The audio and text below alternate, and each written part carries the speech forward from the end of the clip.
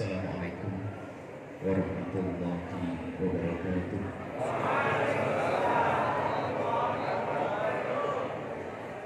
Innal hamdalillah nahmaduhu wa nasta'inuhu wa nastaghfiruh wa na'udzu billahi min shururi anfusina wa min sayyiati a'malina. May yahdihillahu fala mudilla lahu wa man yudlil fala hadiya lahu. وأشهد أن لا إله إلا الله وحده لا شريك له وأشهد أن سيدنا محمدا عبده ورسوله. اللهم صل وسلم على حبيبنا سيدنا محمد وعلى آله وأصحابه والتابعين لهم بإحسان إلى يوم الدين. اللهم يا ربنا بارك لنا في هذا الشهر شهر شعبان وبلغنا يا ربنا رمضان واجعلنا يا ربنا فيه من أهل الصيام والقيام ومن العائدين والفائزين. اللهم يا ربنا ألف بين قلوبنا واجعلنا يا ربنا من المتحابين فيك ومن المتزاورين فيك ومن المتجانسين فيك ومن المتبادلين فيك إنك أنت على كل شيء قدير. ارزقنا يا ربنا التوبة قبل الموت والشهادة عند الموت والجنة بعد الموت. أما بعد, yang sangat kami cintai, kami muliakan hamba-hamba pilihan Allah. Khusnudon kami, Anda adalah hamba pilihan Allah. Di sela-sela kesibukan, Allah pilih untuk bisa menghadiri tempat ini. Tempat ini mulia bukan karena kami, tempat ini mulia karena kita sama-sama datang ke tempat ini. Masjid itu sendiri sudah mulia, kemudian kita gunakan untuk menuntut ilmu, dan menuntut ilmu adalah mulia. Maka fahami dan sadari bahwa kita saat ini berada di dalam kemuliaan dan di dalam kemuliaan yang sangat kami cintai, para anjengan, para guru-guru mulia, Masya Allah, pembimbing-pembimbing kita semua. Semoga Allah menjaga beliau-beliau, memudahkan segala urusan beliau.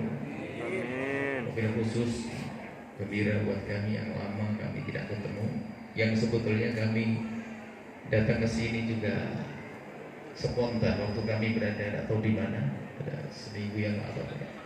Ya, soalnya kami pengen ke Pandeglang gitu saja.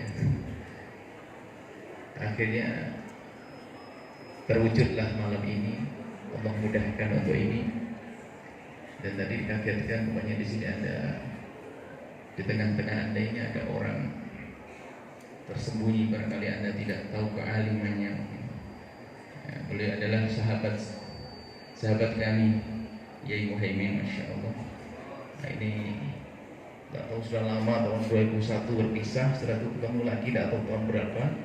Hari ini bertemu lagi, Masya Allah. Beliau adalah, Masya Allah, semoga Allah adalah orang yang berilmu, timbalah ilmu dari beliau. Dan semoga Allah panjangkan umur beliau, memudahkan urusan beliau. Dan beliau ada majelis esok pagi. Esok pagi setiap Sabtu ada di sini. Tolong hadiri majelis beliau, karena nanti kebetulan ada urusannya dengan bab puasa. Persiapan bulan Ramadan tidak cukup hanya semalam semacam ini. Persiapan yang sesungguhnya adalah kajian rutin, pembahasan ilmu yang bersandarkan dengan kitab para ulama. Hanya hari ini kami akan memberikan satu mesin penggerak saja, agar kita semangat untuk berbekal ilmu dan semangat untuk berbekal niat, semangat supaya tidak salah. Ramadan di mana-mana ini sudah menjadi satu tren ya, di tempat manapun. Kita kemarin keliling ke beberapa tempat menyambut Ramadan, marhaban Ramadan. Apa yang disambut? Bulan Ramadan secara zahir sama dengan bulan Sya'ban dan bulan Syawal. Matahari terbit dari timur sama. Kadang ada hujan, kadang ada panas, biasa. Ada malam, ada siang. Secara zahir gak ada beda Ramadan dengan yang lainnya. Lalu apa yang dimaksud kita menyambut Ramadan, rindu Ramadan? Itu harus kita sadari, bukan hanya sekedar kalimat yang kita ucap. Latah ikut orang lain, marhaban Ramadan, tarhib Ramadan. Tapi kita harus paham apa yang kita sambut. Seperti sebuah contoh, memahamkan makna ini dulu sebelum kita bicara panjang lebar tentang Ramadan. Jika ada seorang istri mempunyai suami yang kerja di tempat yang jauh,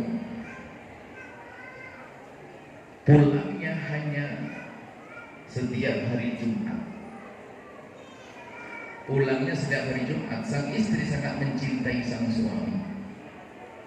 Setiap saat dia berkata kepada yang lainnya, aku menanti hari Jumat. Ditanya kapan hari Jumat tiba, kapan hari Jumat datang. Apa yang dimaksud dengan hari Jumat? Apakah zatnya hari sama hari Kamis, sama dengan hari Jumat, gak ada beda. Akan tapi yang ia nanti sebenarnya bukan hari Jumatnya, yaitu sesuatu yang terjadi di hari Jumat, keindahan yang ia rindukan, keindahan yang ia hayalkan di hari Jumat, karena dia akan bertemu dengan suaminya. Dan itu sudah terprogram di otaknya dan di dalam dirinya terprogram. Apakah nanti kalau dia menanti hari Jumat, niatnya apa kira-kira? Berantem sama suami? Tentu tidak.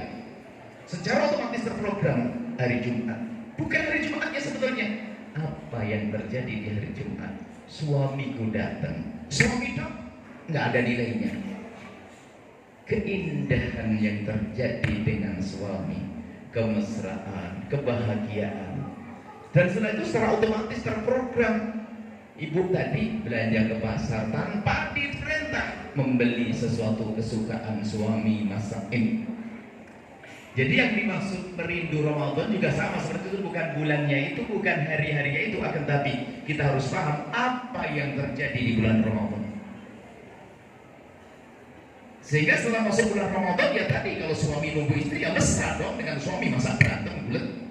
Ngaku rindu Ramadan, masuk bulan Ramadan tidak ada tambah kebaikannya, tidak berkurang maksiatnya, bohong dia tidak kenal Ramadan. Maka kenalilah Ramadan dengan serius. Bulan Ramadan, kewajiban puasa diwajibkan oleh Allah kepada umat terdahulu, akan tapi spesial Ramadan adalah untuk umat Nabi Muhammad sallallahu alaihi wasallam. Umur umat Nabi itu pendek. Kalau berbicara tentang umur umat Nabi terdahulu, Nabi Nuh umurnya, umat Nabi Nuh umurnya 1000 tahun. Dan saya teringat kalimat 1000 tahun, kalau ada orang meninggal umur 20 tahun itu muda, itu kalimat dari lesan Habib Syarif Syatri. Dan saya ngomong, zaman dulu zaman Nabi Nuh, kalau ada orang meninggal umur 206 tahun masih muda, kesian, meninggal mati muda. 250 tahun mati muda. 1000 apa? Umurnya 1000 tahun. Bukan 100 tahun, 1000 tahun umurnya, 250 muda. Dan umat Nabi Muhammad umur yang pendek. Umat Nabi Muhammad yang soleh, yang baik, ingat umat Nabi Muhammad, Nabi Nuh yang umurnya panjang itu pengen. Enak ya umat Nabi Nuh umurnya panjang, berbekalnya banyak. Kalau 1000 tahun banyak amalnya, wah gudang pahala, kan begitu. Cuman kalau dosa sedang juga. Yang menghayal itu kan orang soleh, orang jahat nggak pernah menghayal amal. Kalau orang soleh berpikir umat Nabi Nuh 1000 tahun, kalau soleh ibadahnya banyak, wah bakal kaya bener di akhirat. Wah kita cuma 60-70, kita nggak kaya-kaya nanti. Karena Nabi kita Nabi termulia, umat terbagus, maka Allah beri Ramadan, di dalamnya Allah akan lipat gandakan pahala. Dan di bulan Ramadan ada satu malam, yang malam itu jika ada orang berbuat baik, maka itu lebih bagus daripada 1000 bulan. 1000 bulan kurang lebih 80 tahun lebih. Itu setiap tahun datang. Berarti 10 tahun sudah kebayar umat Nabi Nuh, kan begitu. Dan inilah yang diberikan oleh Allah kepada umat Nabi Muhammad, ada Lailatul Qadar.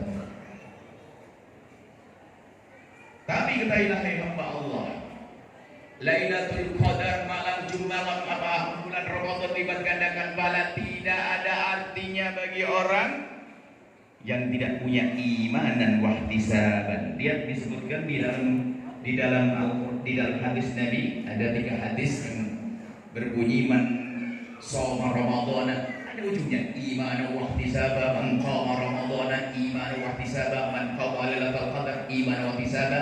Jadi dengan catatan kita meyakini bahwasanya bulan itu adalah bulan mulia. Di bulan Ramadan, bulan puasa kita diwajibkan terus dilipat gandakan pahala. Kita meyakini imanan, setelah meyakini, kalau tidak yakin nggak akan berbuat baik. Yakin bahwasanya itu adalah pahala berlipat-lipat. Wahtisaban, dan kita beramal rindu kebaikan. Baik, setelah kita punya keyakinan semacam itu, apakah cukup? Belum. Nah, ini yang jadi masalah. Ada 2 problem kita ini. Problem kita ini adalah 1, ngerti kebaikan tapi nggak berkeinginan melakukan kebaikan. Itu problem besar kita. Ngerti bulan Ramadan luar biasa, tapi kenapa kita malas beribadah? Ilmunya banyak, membaca kitab bolak-balik. Hadis tentang keutamaan Ramadan hafal dia, tapi kenapa di bulan Ramadan dia tidak bergegas melakukan kebaikan? Jadi problem kita yang pertama adalah tidak rindu berbuat baik. Problem yang kedua adalah berbuat baik yang banyak tapi tidak diterima oleh Allah. Problem dua-duanya. Maka kita harus selesaikan 2 hal ini. Belajar kita malam ini adalah bagaimana agar kita rindu berbuat baik. Kemudian kita harus cari-cari apa sih yang menjadikan amal kita tidak diterima, permohonan ampun kita ditolak, ditunda, apa kira-kira? Baik, sama-sama. Yang menjadi sebab kita tidak rindu beribadah, tidak rindu berbuat baik, biarpun otak kita ngerti, faham itu kebaikan, lalu kita tidak mau berbuat baik adalah apa? Permasalahannya adalah dosa-dosa yang kita lakukan. Digambarkan oleh baginda Nabi bagaimana dosa itu menutup hati. Dikatakan tu'radul fitnatu 'alal qulubi kal hasir ya'uda. Jadi sampai digambarkan hati kita akan menjadi gelap. Hati itu aslinya rindu berbuat baik. Di dalam diri hati, dalam hati kita iman. Kan kita punya iman semuanya. Iman. Diganggu nggak bisa. Cuman kadang ada maksiat. Jadi setiap kali maksiat itu akan menutupi hati itu. Laksana tikar kal hasiri. Tikar itu bagaimana? Orang kalau membuat tikar gak langsung lebar, tapi dipintal satu demi selembar itu tikar. Begitu juga gelapnya hati tidak serta-merta. Gelapnya hati adalah karena maksiat yang dilakukan seorang hamba tidak segera tobat, maka maksiat akan menjadi noda hitam. Titik noda hitam. Melakukan kemaksiatan lagi, titik noda hitam lagi. Melakukan maksiat lagi, noda hitam. Hati menjadi gelap. Nah, kalau hati gelap tidak bisa melihat kebenaran. Biarpun ilmunya hebat bisa main agama, ngerti keutamaan berbuat baik tapi tidak rindu berbuat baik. Disinilah kenapa ada orang ngerti kebaikan tapi tidak rindu melakukan kebaikan karena kemaksiatan yang mereka lakukan. Maka dari itu amalan terbaik saat ini adalah kita berdamai dengan Allah, memperbanyak istighfar, memohon ampun kepada Allah, ingat dosa-dosa kita. Kalau Anda menjalankan melangkah ini Anda ambil. Mulai malam ini kita serius berdamai dengan Allah, memohon ampun kepada Allah. Dan ingat hai hamba Allah, sebesar apapun dosa yang kita lakukan, kalau kita memohon ampun dengan serius kepada Allah, Allah akan ampuni. Jangan ada yang putus asa setelah ini. Sebesar apapun dosa yang dilakukan seorang hamba, asalkan dia serius, maka Allah ampuni, dan setelah itu Anda akan ringan menuju kepada Allah. Jangan sampai ada beban maksiat di saat kita menuju Allah dan yang maha suci, kekotoran kita harus kita habis, kita bersihkan. Maka Imam Haddad dan kitab Haddad Sulubin Murid mengatakan, kalau engkau ingin menuju pada Allah, beresin dulu masuk wilayah tobat. Beresin dulu yang menjadikan kita malas-malas adalah dosa yang kita lakukan. Dan memang kita semuanya berdosa, tapi ada penangkalnya yaitu tobat. Maka berdamai kepada Allah dan harus serius. Anda mohon ampun kepada Allah yang serius ya Allah, siapapun dari kita memohon ampun kepada Allah.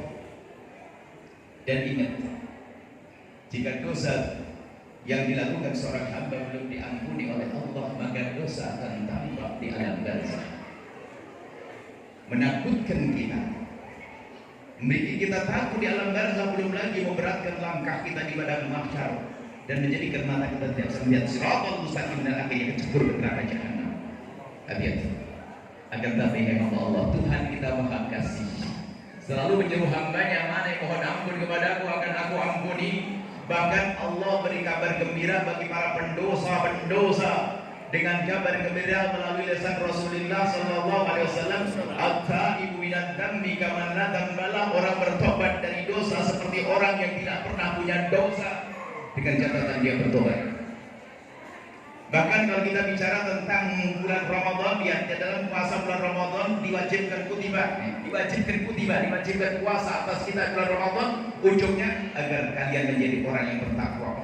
Ujungnya adalah hasil puasa serius adalah ketakwaan. Dan takwa, orang bertakwa adalah bukan orang yang hanya baik-baik terus amalnya, akan tapi takwa juga bagi orang yang berdosa, akan tapi bergegas menuju pengampunan Allah Subhanahu wa Ta'ala. Jadi jangan berkecil hati yang berdosa, yang penting jangan menunda tobat. Wasari ila maghfiratin min rabbikum wa jannatin 'arduha as-samawati wal 'ardu 'iddat lil muttaqin. Surga pengampunan disiapkan untuk orang yang bertakwa. Di ayat berikutnya apa? Siapakah yang bertakwa itu? Bukan orang yang sujud rukuknya banyak itu saja, ya dia insya Allah termasuk takwa. Akan tapi kabar gembira bagi sang pendosa kayak kita, walladzina idza fa'alu fahishatan aw dhalamu anfusahum, mereka yang berbuat dosa, melakukan kejian, tapi segera kembali kepada Allah, ingat Allah, memohon ampun kepada Allah, karena mereka tahu bahwasanya hanya Allah yang mengampuni. Maka ini berdamai kepada Allah. Kalau kita hari ini bisa berdamai kepada Allah, maka tidak Anda akan menemukan diri Anda di bulan Ramadan nanti ternyata begitu mudahnya melakukan kebaikan, dan Anda dengan senang melakukan kebaikan, atau paling tidak tiba-tiba dimudahkan oleh Allah melakukan kebaikan. Sebab hamba yang dicintai oleh Allah itu tandanya diantaranya mau melakukan dosa itu susah biarpun direncanakan, mau melakukan kebaikan itu gampangnya biarpun tidak direncanakan. Tapi begitu sebaliknya, hamba yang tidak dicintai oleh Allah, melakukan dosa begitu gampang biarpun tidak direncanakan. Pengen melakukan kebaikan begitu susahnya biarpun direncanakan. Maka hari ini kita akan berdamai kepada Allah, mohon ampun kepada Allah yang serius, ambil waktu yang khusus di tengah malam. Dan ingat, jangan ngurusi dosa orang lain. Anda tidak punya urusan dengan orang lain. Urusan pribadi masing-masing. Mata kita yang sering melihat yang haram, apakah haram kita lihat di luar sana, atau haram di handphone kita, atau haram di laptop kita, atau haram, semua harus jujur kepada Allah. Sebelum masuk Ramadan, Ramadan adalah bulan keberuntungan. Akan tapi bagi pendosa-pendosa yang tidak tobat, maka ketahuilah masuk Ramadan tidak ada artinya bagi dia. Maka hari ini kita harus bertobat. Anda harus punya waktu menyesali, merenungi, dan ingat yang namanya bertobat itu harus ada penyesalan. Dan Anda harus tahu makna menyesal. Kalau kita kehilangan duit hanya terasa kalau menyesal, tapi urusan dosa kadang kita tidak pernah mengerti apa itu menyesal. Belajarlah menyesal. Menyesal itu bagaimana menyesal itu ngerti akibatnya. Kalau orang kehilangan duit ini kan masya Allah mikirin, kerja keras cari duit, ngumpulin, mau beli sesuatu, ternyata duit hilang, sedih dia menyesal. Dan seharusnya kalau orang yakin bahwasanya Allah Maha Kuasa untuk memberikan pahala, Maha Kuasa untuk menyiksa, bisa melakukan dosa, mudah baginya untuk menyesal. Tapi kadang orang melakukan dosa tidak menyesal karena dia tidak sadar. Maka bertobat itu harus menyesal. Ini langkah-langkahnya. Orang yang menyesal kalau sadar tentang bahaya dosa. Orang baru sadar kalau dia merenungi dosa-dosa. Maka sisihkan waktu Anda di tengah malam di kamar yang sempit. Anda baca kehidupan Anda di masa lalu, Anda ingat semuanya itu. Di saat Anda sudah ingat dosa, adukan kepada Allah yang Maha Pengampun. Jangan diadukan kepada manusia. Dosa kepada Allah tidak perlu diceritakan kepada manusia. Justru tanda tobat itu diampuni oleh Allah kalau Anda bisa menyimpan dari manusia. Kalau kita banyak cerita kepada manusia, tanda tidak diampuni. Karena kita tanda kita tidak menyesal. Cukup antara kita dengan Allah. Siapapun yang berdosa pernah berjudi, bisa tobat. Yang pernah kepleset dalam zina, segera tobat. Allah Maha Pengampun. Dan nanti setelah itu Anda sampai makom luar biasa, makom mahbubiyah, dicintai oleh Allah. Kalau tobat Anda benar, innallaha yuhibbut tawwabin. Allah senang dengan orang yang bertobat. Tawwab, tobat, selalu ingat bertobat. Anda harus punya waktu sendiri dengan malam. Orang menangis di depan orang karena menyesali dosa sah saja, tapi tanda ketulusannya adalah di saat dia bisa menangis saat sendiri. Jangan sampai pandai menangis di depan orang di saat sendiri tidak pernah meneteskan air mata. Menangislah Anda karena dosa yang pernah Anda lakukan. Menangislah kita karena dosa yang pernah kita lakukan. Harus belajar menangis ada maknanya. Cuma menangis di saat sendiri, menangis di depan orang juga gak ada masalah, asalkan serius. Akan tapi ketulusan dalam tangis kita adalah di saat sendiri kita kunci itu kamar kita, lalu ingat dosa, kemudian meneteskan air mata. Berusaha Anda mengingat dosa-dosa sampai Anda menangis. Kalau Anda belum bisa menangis, berusaha untuk menangis. Kalau ternyata Anda masih belum bisa menangis, berusaha terus untuk menangisi dosa-dosa Anda. Jika Anda masih belum bisa menangis, maka berusaha terus untuk menangisi dosa Anda. Kalau masih belum bisa menangis, berusaha terus untuk menangisi dosa Anda. Kalau tidak bisa menangis, maka menangislah engkau karena engkau telah tidak bisa menangis karena hatimu sangat keras. Sadari hai Allah, harus kita berdamai dengan Allah sebelum kita naudzubillah nyesal yang tidak ada lagi artinya penyesalan itu nanti, yaitu di akhirat. Ada kesempatan untuk mohon ampun kepada Allah. Selagi masih ada nyawa di kandung badan kita, Allah akan ampuni kita. Selagi matahari belum terbit dari barat dan nyawa masih ada di kandung badan kita, innallaha yaqbalu taubatal 'abdi ma lam yughargir. Allah akan terima tobatnya hamba-hambanya ini selagi nyawanya belum sampai tenggorokan. Kalau sampai tenggorokan sekarang enggak diterima tobatnya. Masih normal semuanya kan kita saat ini. Maka jangan tunda esok hari, malam ini kita sudah mulai bertobat. Esok hari belum tentu milik kita. Semoga panjang umur semuanya. Berdamai dengan Allah. Maka di saat orang sudah, ini urusannya macam-macam, termasuk maksiat dalam yang dimakan, makanan yang haram. Ayo kita berusaha untuk mencari yang halal. Bahkan tobatnya bagi orang mungkin yang kerjaannya masih haram, langkah tobat pertama gimana? Pokoknya Anda harus menyesali dulu, biarpun Anda belum bisa menentaskan diri Anda dari pekerjaan Anda.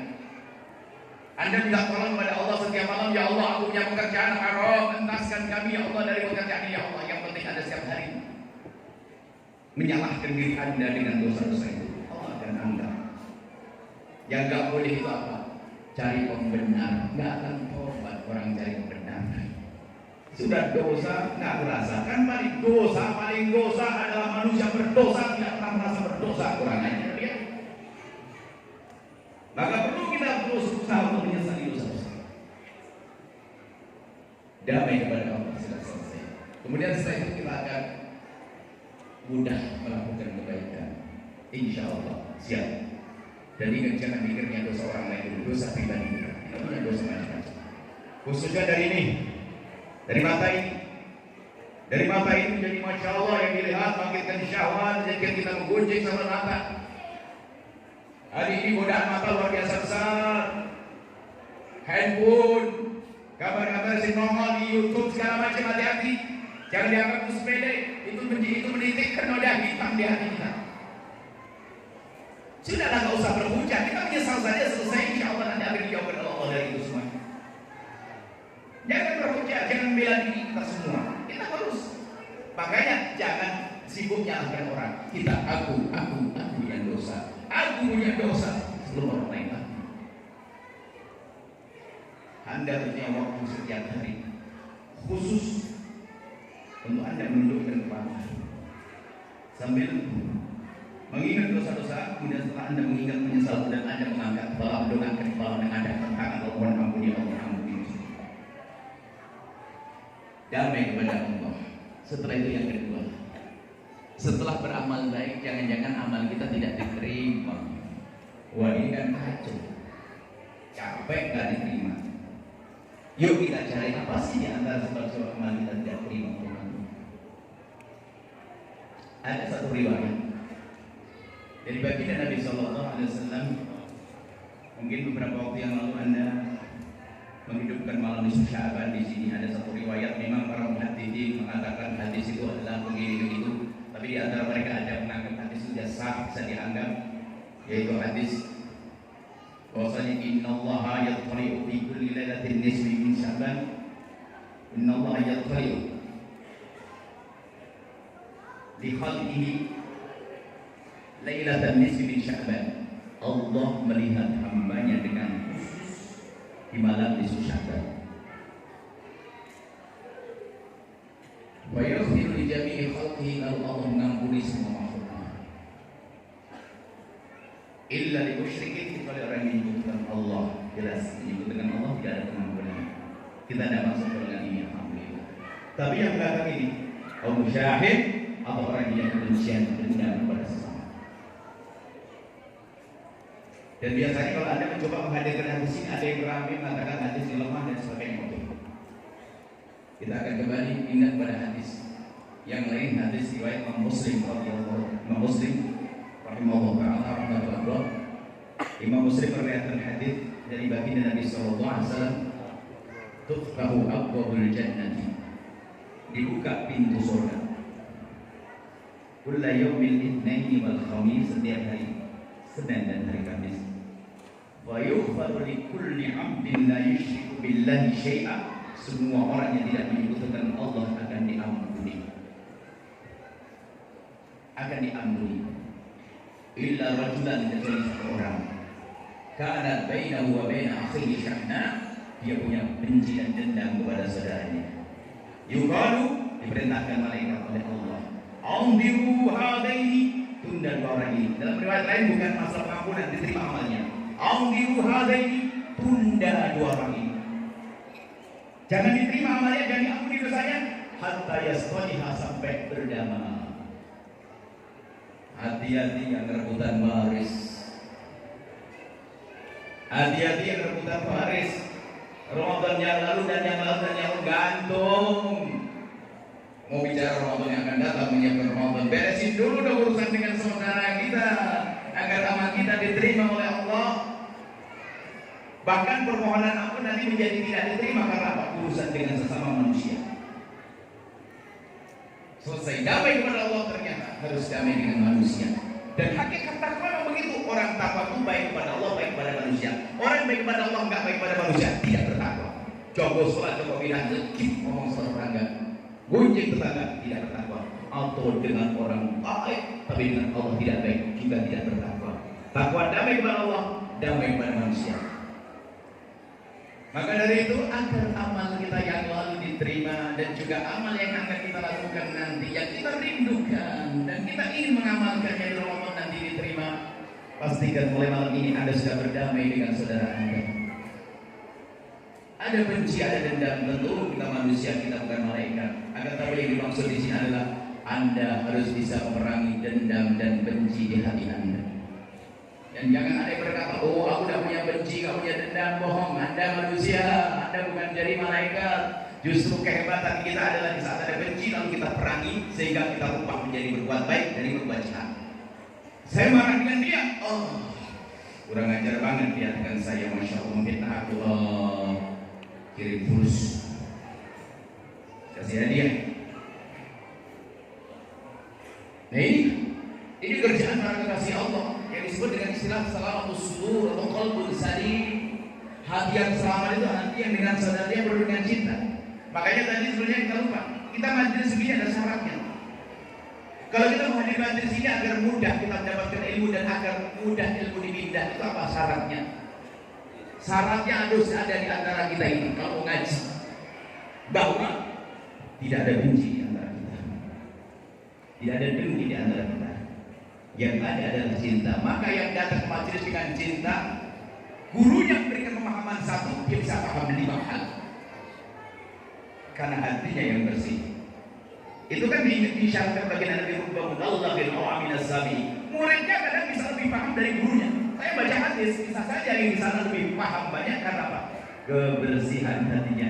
Karena di saat menghadiri majelis ini tidak ada benci, tidak ada dendam, tidak ada dengki. Ini syarat majelis juga. Kalau Anda punya dengki datang majelis, nggak bisa dapat ilmu biarpun gurunya Nabi Muhammad SAW akan jadi Abu Jahal. Dulu Abu Jahal itu belajar, ya. Abu Jahal itu paling penasaran Nabi Muhammad ngomong apa itu. Dengar dia. Cuma hatinya dendam, hatinya benci dengan Nabi, maka ada bisa mengambil ilmu dari Rasulullah dan juga semuanya. Kalau kita benci sama seorang kan sebutkan aja Allah orang ngomong gitu ya. Dengki. Maka malam ini agar amal-amal kita yang kita rencanakan atau yang sudah kita lakukan diterima oleh Allah, ayo kita berdamai dengan saudara kita. Pastikan Anda akan merangi dendam di dalam hati Anda. Urusan pribadi ya, bukan urusan kepada Allah. Urusan kepada Allah ini nggak bisa kita memaafkan, karena Allah urusan Allah. Urusan pribadi, aku dicaci, aku ditolong, aku diambil. Aku diambil, aku boleh menuntut di mahkamah, tapi tanpa dendam, tetap senyum. Tidak ada dendam di hati. Kalau hidup kita dengan keindahan cinta, maka ketahuilah bahwasanya kita di dunia seperti sudah di surga. Begitulah para